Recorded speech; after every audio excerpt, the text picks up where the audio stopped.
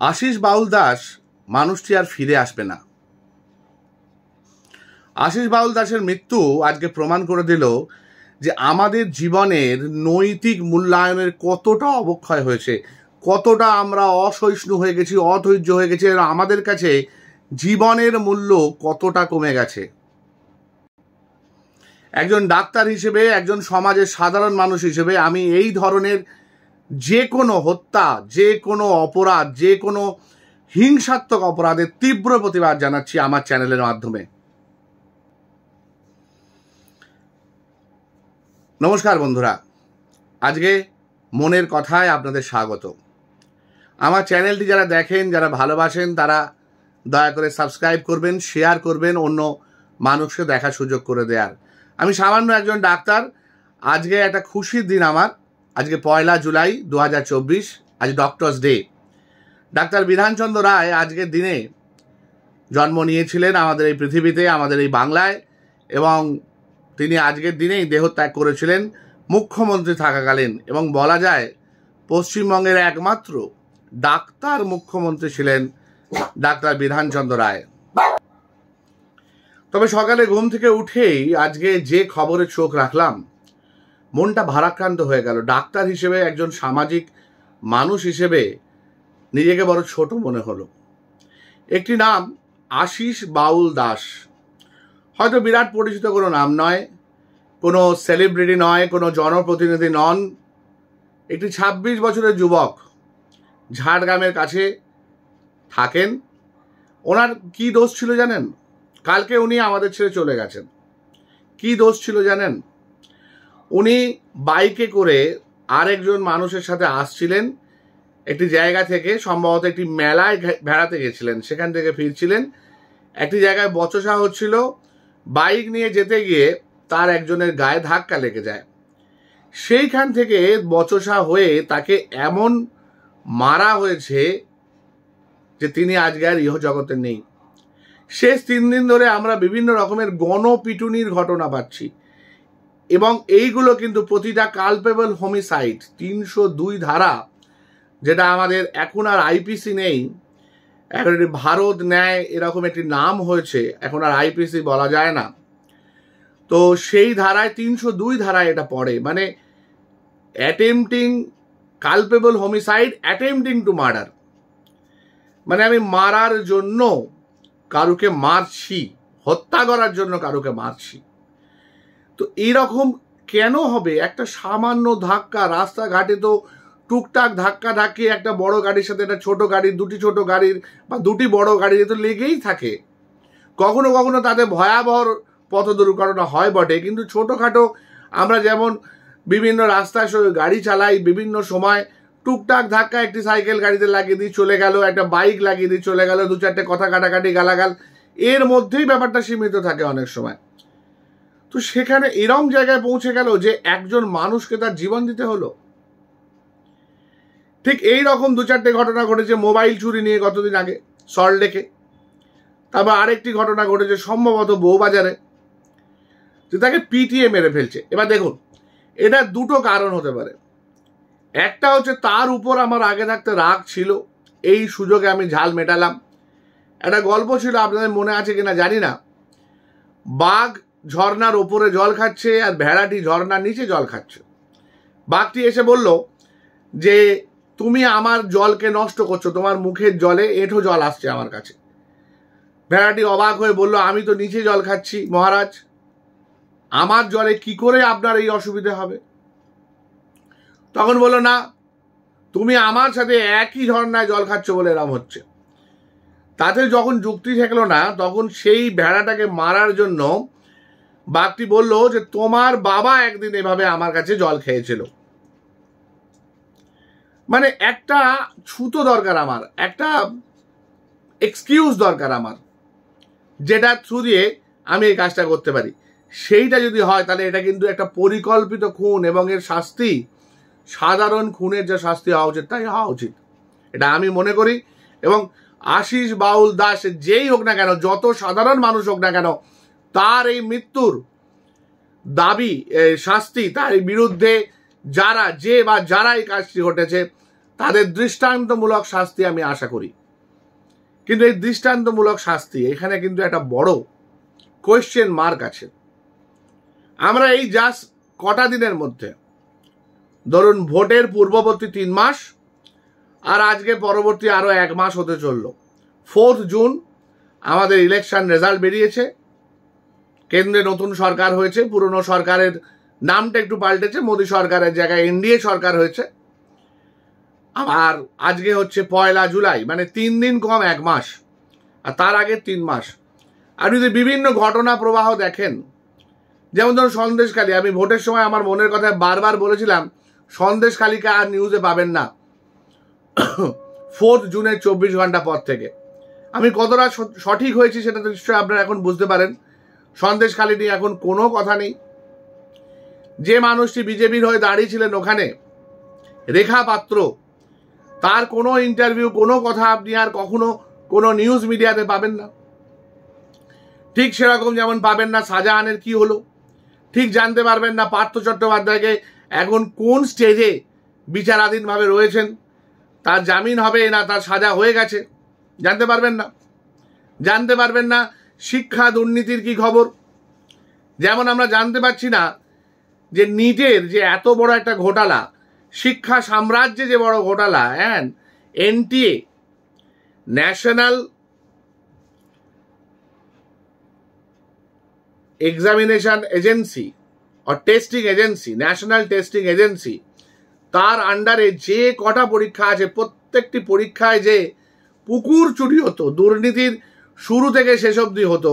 এমনকি নিটে দেখা যাচ্ছে লোকজন 1000 টাকা স্ট্যাম্প পেপার বানিয়ে, বিহারের কোন একটি জায়গায় 1000 টাকা স্ট্যাম্প পেপার বানিয়ে প্রশ্ন বিক্রয় করেছে, যে প্রশ্ন মিললে এত টাকা, প্রশ্নের আগে এত টাকা অ্যাডভান্স, প্রশ্নের পরে এত টাকা অ্যাডভান্স, স্ট্যাম্প পেপারে বানানো। সেই স্ট্যাম্প পেপারে 1 কপি তার কাছে আছে, আরেক কপি স্টুডেন্টের বাবা মার কাছে আছে। কি ভয়ঙ্কর ভাবে ওপেনলি এই ঘটনা ঘটেছে। আমাদের একসময় সত্যদার কোচিং ছিল, সত্যদা নাকি সমস্ত মিলিয়ে দিত, তারপর সত্যদা একদিন হঠাৎ হাওয়া হয়ে গেলেন। সত্যদার কোচিং এর খবর আর পাই না আমরা। নিক্স বলে একটি কোচিং ছিল, ব্রিলিয়ান্ট, আগরওয়াল, এই সমস্ত কোচিং ছিল, সব চলে গেছে। এখন আকাশ বাতাস হয়েছে। এই আকাশ বাতাসে কি হচ্ছে জানি না। প্রায় 20 জন 25 জন 720 পেয়েছে নাকি তাদের থেকে।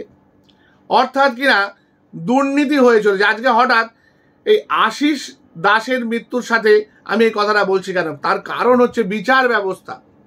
আমি বারবার আমার মনের কথায় বলছিলাম যে সবার আগে পরিবর্তন যদি কোনো জায়গায় করতে হয়, সেটা হচ্ছে বিচার ব্যবস্থা, এবং বিচার ব্যবস্থা যে বিচার, সেটাকে দ্রুততার সঙ্গে সঠিকভাবে শেষ করা। এই জায়গাটা যতক্ষণ না হবে, তার আগে অবধি কিন্তু আমরা কোনো জিনিসই সঠিকভাবে করতে পারবো না। হয় অপরাধী জামিনে বেরিয়ে যাবে, মুক্তি পাবে, নতবা তার বিচার হওয়ার আগে তার মৃত্যু হবে জরাতে, অথবা যারা বিচার চাইছে তারাই পৃথিবীতে থাকবে না। একটা সাধারণ যে ম্যাটার, এগুলো তো ক্রিমিনাল ম্যাটার, যেগুলো সিভিল ম্যাটার হয়, 20 বছর 25 বছর একটা জমি বা বাড়ি সংক্রান্ত যে সমস্ত ডিসপুট পরিবারের মধ্যে থাকে, সেগুলো মারা যাওয়া অবধি চলতে থাকে। সবাই মিলে একসাথে বাড়ি দিয়ে একসাথে লোকে কোর্টে যাচ্ছে, কোর্ট থেকে ফিরে আসছে। দিনের পর দিন দেখে আসছি আমরা স্বাধীনতার পর থেকে। কবে চেঞ্জ হবে এগুলো? কতদিন বিচার ব্যবস্থা? আচ্ছা, আমরা যদি এরকম করতাম, আজকে ডক্টর যদি আমরা বলি যে মানুষকে বছরের পর বছর, মাসের পর মাস চিকিৎসার জন্য হাসপাতালে ভর্তি করে রেখেছি, বিল বেড়ে চলেছে, সরকারি হাসপাতালে ধরুন বিলও বাড়লো না, সব কিছু বিনা পয়সায় ফ্রিতে হচ্ছে, আপনি কি চাইতেন বছরের পর বছর হাসপাতালে ভর্তি থেকে চিকিৎসা করতে? বাড়ি যাব না, বাড়ি গেলেই অসুস্থ হয়ে পড়বো। আমি এমন কায়দা করে চিকিৎসা করতে থাকলাম, যেরকম আদালতে হয়, দিনের পর দিন ডেট, কখনো উকিল অসুস্থ, কখনো বাদী অসুস্থ, কখনো ফরিয়াদি অসুস্থ, হ্যাঁ, ডেটের পর ডেট পেঁচিয়ে যাচ্ছে। গরমের ছুটি হয়ে যাচ্ছে, পুজোর ছুটি হয়ে যাচ্ছে, শীতের ছুটি হয়ে যাচ্ছে, রিসেস হয়ে যাচ্ছে। এইভাবে যদি বিচার ব্যবস্থার মতো আমরা আমাদের মেডিকেল স্বাস্থ্য চালাতাম, মেনে দিতেন তো, মানতে পারতেন তো? এমার্জেন্সি সার্ভিস যদি আমরা এরকম ভাবে ডিলে করে করে দিতাম, যাকে যখন চিকিৎসা দেওয়ার কথা তার পরে দেবো, 2 ঘন্টা পরে দেবো, 10 ঘন্টা পরে দেবো, বাঁচবেই না মশাই। আমাদের কাছে যে পেশেন্টরা আসে না, তারা যদি এইরকম ডিলে আমরা করি, দেশটা অর্ধেক হয়ে যেত। 140 কোটির দেশ 50 কোটিতে গিয়ে ঠেকতো কিনা কে জানে।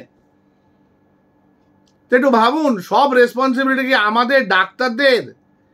আপনারা কিছু করবেন না, আপনারা এরকম করে ডিলে করে যাবেন, তাতে কার স্বার্থ? আপনাদের ছাড়া বিশ্বাস করুন কারো স্বার্থ নেই, উকিল জাজদের ছাড়া আর কারো স্বার্থ নেই এগুলোর পিছনে। এনারা ইচ্ছা করে জিনিসটা করছেন, আমি দায়িত্ব নিয়ে বলছি, ইচ্ছা করে এনারা পেছাচ্ছেন নিজেদের স্বার্থ কায়েম করার জন্য, এবং প্রতিটা আইনের মধ্যে ফাঁক খুঁজে বেড়াচ্ছেন দিনের পর দিন। 1000টা বই প্রতি বছরে যে বইগুলো আসে, সেই বই খুঁজে খুঁজে আইনের ফাঁক বের করার চেষ্টা করছেন, চেষ্টা করে করে এই কাজগুলো করছেন। একটু পাল্টান, সংবিধান পাল্টান, বিচারের গতি আনুন, না হলে এই আশিস দাসের মতো মানুষ জীবনে কোনোদিন বিচার পাবে না, ফাইল বন্ধ হয়ে থেকে যাবে।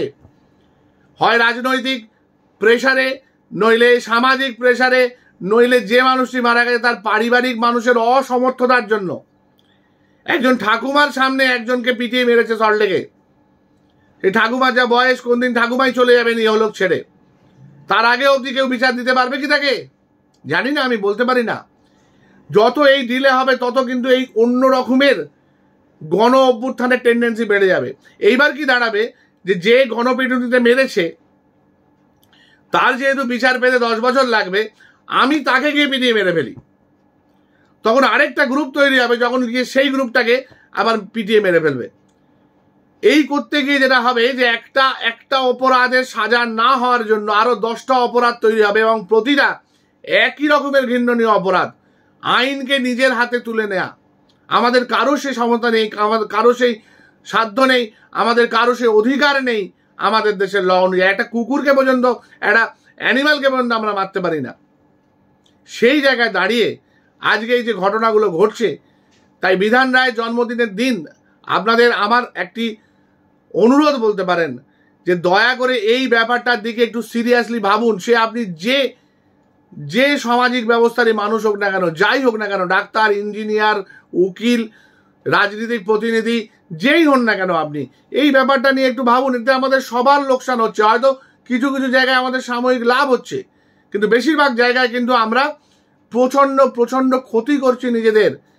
বিচার ব্যবস্থাটাকে ত্বরান্বিত করা খুব প্রয়োজন। যে রকমভাবে আজকে মডার্ন মেডিকেল সায়েন্স ত্বরান্বিত হচ্ছে, আজকে কত তাড়াতাড়ি কত জিনিসের অপারেশন হয়ে যাচ্ছে, একটা অ্যাক্সিডেন্ট পেশেন্টের কত দ্রুততার সঙ্গে আমরা চিকিৎসা করছি, সারাচ্ছি, সেই দ্রুততা আপনাদের মধ্যে কোথায়?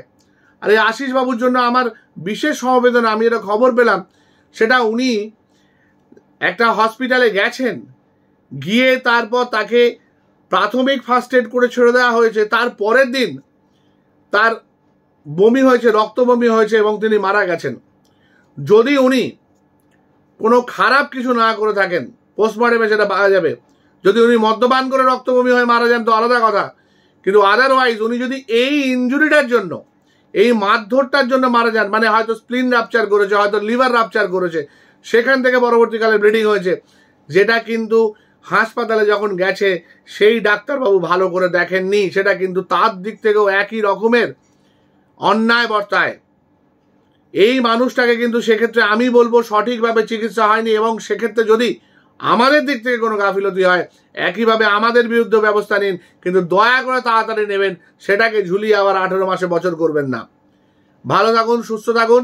বিধান রায়ের জন্মদিনের দিন, যিনি একাধারে একজন রাজনীতিক নেতা ছিলেন, মুখ্যমন্ত্রী ছিলেন, এবং একজন অসাধারণ ডাক্তার ছিলেন, তার জন্মদিনে ডক্টরস ডেতে একজন সাধারণ ডাক্তারের আপনাদের কাছে একই রকম অনুরোধ থাকবে, যে দয়া করে মানুষে এই ভেদাভেদ, এই ঝগড়া, আর এই সামান্য জিনিসের জন্য এত বড় বড় সিদ্ধান্ত নেবেন না, আমাদের কাজ বাড়াবেন না। আমরা সত্যিই ওভারবার্ডেন, যা ওভারবার্ডেন এই জুডিশিয়ারি, তার থেকে অনেক অনেক বেশি ওভারবার্ডেন। আর জুডিশিয়ারির মতো আমরা কিন্তু ডিলে করতে পারি না, আমাদের কিন্তু দ্রুততার সঙ্গে কাজগুলো করতে হয়, নাহলে সেই পেশেন্টটির জীবন মরণ সমস্যা হয়ে যায়। সুতরাং দয়া করে আমাদের পাশে থাকুন, আমরাও চেষ্টা করি আপনাদের পাশে থাকতে, সব সময় চেষ্টা করবো পাশে থাকতে। শুধু আমাদের অবস্থাটা বুঝবেন, এবং দয়া করে সমাজটাকে একটু একটু একটু করে পাল্টানোর চেষ্টা করুন। আর যে পাল্টানোটা এখন হচ্ছে সেটা কিন্তু ক্ষতির দিকে যাচ্ছে, দয়া করে লাভের দিকে আনার চেষ্টা করুন। মানুষকে ভালোবাসুন, মানুষকে ভালোবাসার চেষ্টা করুন, অন্তত এটুকু ভাবুন, যে মানুষটা গণপিটুনিতে মারা গেল সেও কারো সন্তান, তার উপরও অনেক মানুষ মুখাপেক্ষিত হয়ে বসে আছে। দয়া করে এইরকম জায়গায় নিয়ে যাবেন না যে একটা মানুষের জীবন চলে যায়। ভালো থাকুন, সুস্থ থাকুন, নমস্কার।